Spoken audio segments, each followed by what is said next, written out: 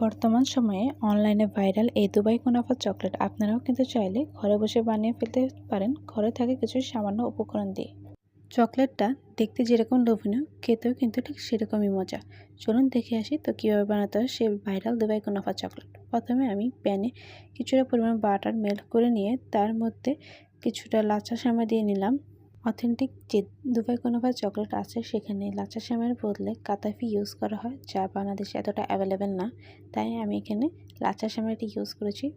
লাচ্ছা সেমাইটা বাটারের সাথে কিছুক্ষণ ভেজে তার মধ্যে আমি যে পেস্তা বাদামের পেস্টটা করে নিয়েছিলাম তা দিয়ে নিয়েছি এবং এর সাথে যে হোয়াইট চকলেটের সাথে সবুজ কালার ফুড কালার মিক্স করে যে পেস্টটা বানিয়ে নিয়েছিলাম তাও দিয়ে নিয়েছি। হোয়াইট চকলেট মেল্ট করে তার সাথে সবুজ এবং হলুদ কালার ফুড কালার মিক্স করে আমি যে মোল্ডে চকলেটটা সেট করব সেখানে দিয়ে নিচ্ছি, যাতে চকলেটটা দেখতে আরও ভালো লাগে। এবং ডট আকারে চকলেটগুলো দেওয়ার পর আমি কিছুক্ষণ ফ্রিজে নর্মাল টেম্পার চকলেটগুলো সেট হওয়ার জন্য রেখে দিব। এই দুবাই কুনাফা চকলেটে যে হোয়াইট চকলেট মেল্ট করে তার সাথে হলুদ এবং সবুজ কালার মিক্স করে যে চকলেটগুলো দেওয়া হয় তার জন্য কিন্তু সেই চকলেটটা দেখতে আরও সুন্দর লাগে।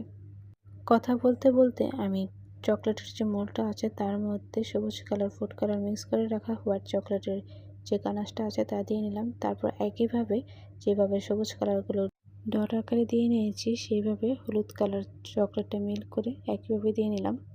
আর এই চকলেটটা ছোট বাচ্চারা যেরকম পছন্দ করে বড়রাও ঠিক সেরকমই পছন্দ করে।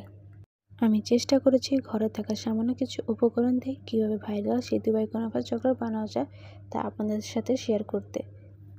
আশা করি ভিডিওটা আপনাদের সবার পছন্দ হবে। যদি আপনার আমার ভিডিওটা পছন্দ হয় তাহলে আমার চ্যানেলটা সাবস্ক্রাইব করে আমার পাশে থাকবেন এবং আমাকে কমেন্ট করে জানাবেন চকলেটটা আপনাদের সবার কাছে কেমন লেগেছে। চকলেটের মোল্ডে যে আমি হোয়াইট চকলেট মেল্ট করে তার সাথে ফুড কালার মিক্স করে যে ডটগুলো দিয়ে নিয়েছিলাম তা ফ্রিজে সেট করে নেওয়ার পর তার উপর আমি ডার্ক চকলেট মেল্ট করে ভালোভাবে স্প্রেড করে নিচ্ছি। আপনারা চেষ্টা করবেন এখানে ডার্ক চকলেট না ইউজ করে মিল্ক চকলেট ইউজ করতে, এতে টেস্টটাও ভালো আসবে। আমার কাছে মিল্ক চকলেট অ্যাভেলেবেল ছিল না, তাই আমি এখানে ডার্ক চকলেট ইউজ করেছি। অবশ্যই আমি ডার্ক চকলেটের সাথে হোয়াইট চকলেট একসাথে মিশিয়ে তারপর তা ইউজ করেছিলাম, কিন্তু আপনারা চেষ্টা করবেন এখানে মিল্ক চকলেট ইউজ করতে। আর এর মাঝখানে যে পিস্তাচুর যে পেস্টটা আছে তা দিয়ে নিলাম। আমি যে পিস্তাচুর যে পেস্টটা বানিয়ে নিয়েছিলাম তা কিছুটা ঘন হয়ে গিয়েছিলো। আপনারা ট্রাই করবেন এখানে যে পিস্তাচুর পেস্টটা যদি ঘন হয়ে যায় তাহলে এর সাথে সামান্য পরিমাণে ড্যানিশ ইউজ করতে, এতে করে পিস্তাচুর যে টেস্টটা আছে তা আরও দ্বিগুণ বেড়ে যায়। পিস্তাচুর পেস্ট দেওয়া হয়ে গেলে আমি এর উপর যে চকলেট আছে তা মেল্ট করে দিয়ে নিলাম। ভালোভাবে চকলেটটা দেওয়া হয়ে গেলে তা কিছুক্ষণের জন্য ফ্রিজে সেট করে নেবেন।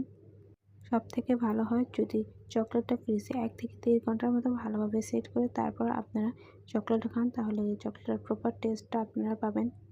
আশা করি ভিডিওটা আপনাদের সকলের ভালো লেগেছে। এরকম নতুন নতুন ভিডিও পেতে আমার চ্যানেলটা অবশ্যই সাবস্ক্রাইব করে পাশে থাকবেন। আল্লাহ হাফেজ, সবাই ভালো থাকবেন।